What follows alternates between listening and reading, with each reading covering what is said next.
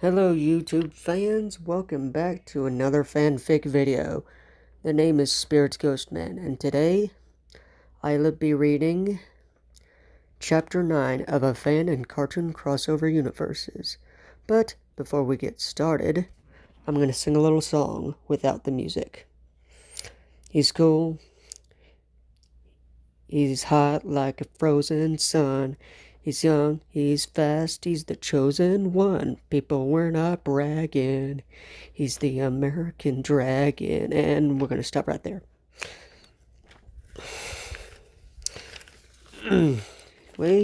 Let's get started.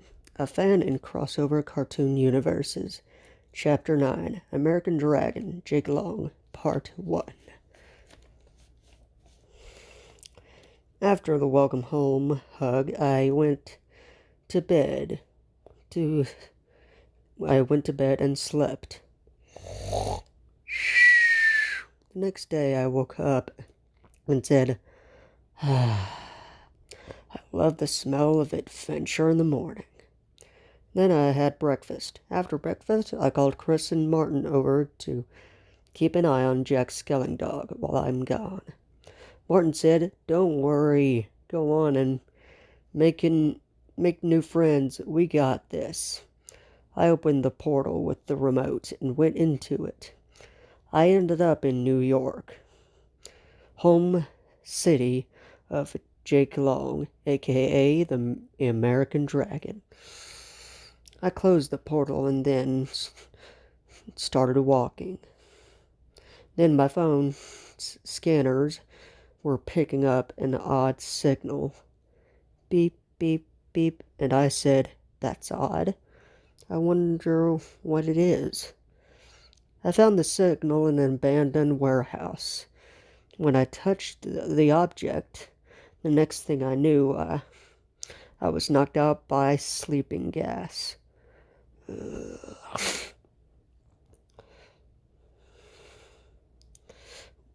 After I woke up, I found out that I was strapped to a lab table. An evil voice said, "Look who's finally awake." I said, "You must be Dr. Animo, I presume." Dr. Animo said, "You guessed right, young Kirby. And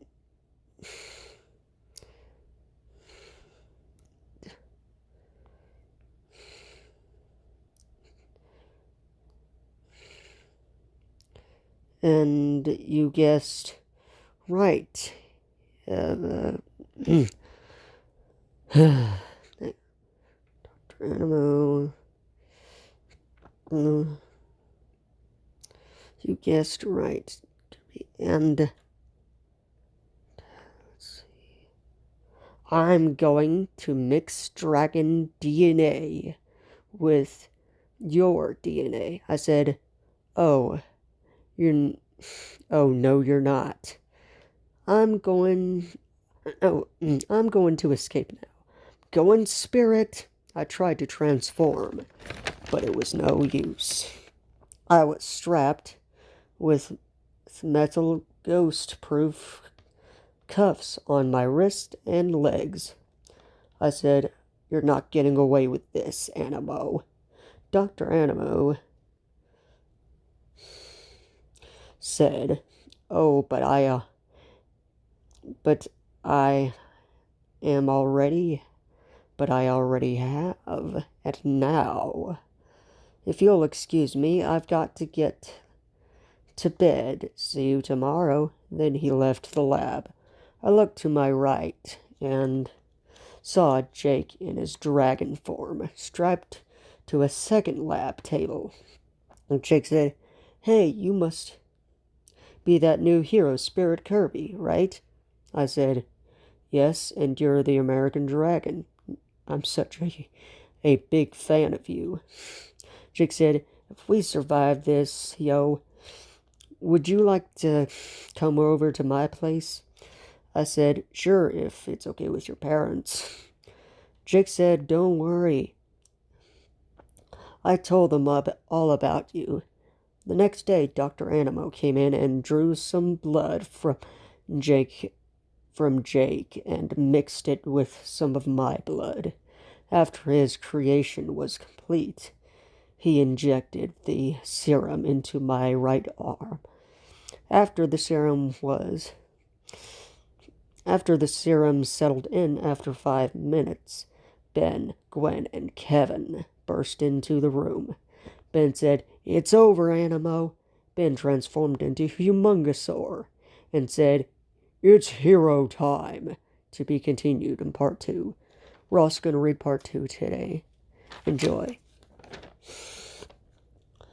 During the battle, Kevin said as he was setting us free, "I think Tennyson needs help."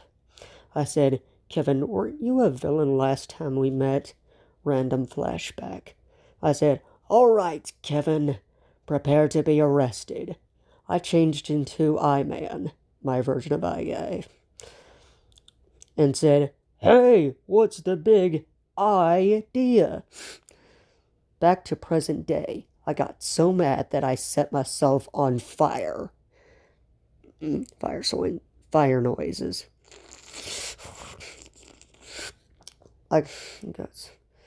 When the smoke cleared, I was a fire-breathing dragon. I roared and set the lab on fire.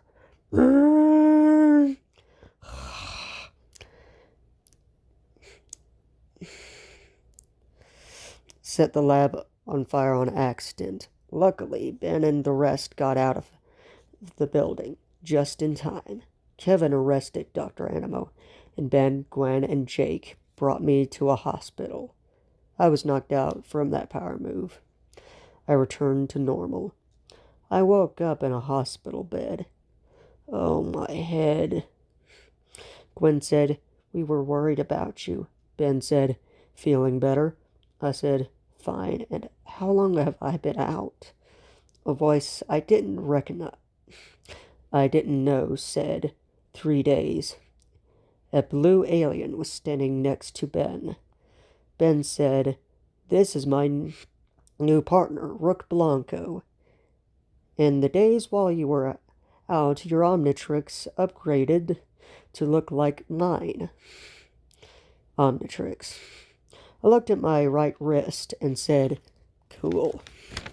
I put my hand down and Rook said, "Nice to meet you, Spirit Kirby." The nurse came in and said, "Good news, you're healthy and you can go now." I said, "Thank you, and where's Jake?" The nurse said, "He's in the waiting room. He seemed to be worried about you when he and your friends brought you in."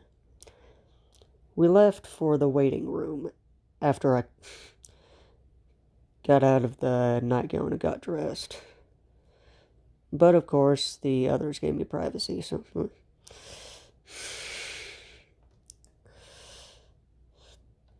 We left for the waiting room, and Jake saw me. He got up and gave me a bone-crushing hug. I said, "Choking, not breathing." Jake said, "Oops, sorry." Then he let go of me from the hug. We went to Jake's house, while Ben, Gwen, and Kevin and Rook left for Bellawood. Jake asked his parents if Spirit Kirby could come on in. They said it's okay if he can come in. I wiped off my feet on the welcome mat. I walked in and closed the door. When I got into the house, a little girl about 4 or 5 years old ran towards me and gave me a hug. She said, "Hi, my name is Haley, and what is your name?" A motherly voice said, "Sorry about her. She gets excited when she meets new people." I said, "I'm used to it. I have a friend from another world named Pinkie Pie, I have a friend in another world whose name is Pinkie Pie, who's the same." To be continued in part 3. And that is all for today. Sorry to leave y'all hanging. I've been trying to write down my fanfics whenever I can, so please be patient. Don't forget to like, comment, and subscribe. Hit the bell for notifications for when I upload. I'll try to upload as best as I can. It just depends on when. So anyway, this is Spirits Ghost to Men. Ooh. And I'll see you next time. Bye.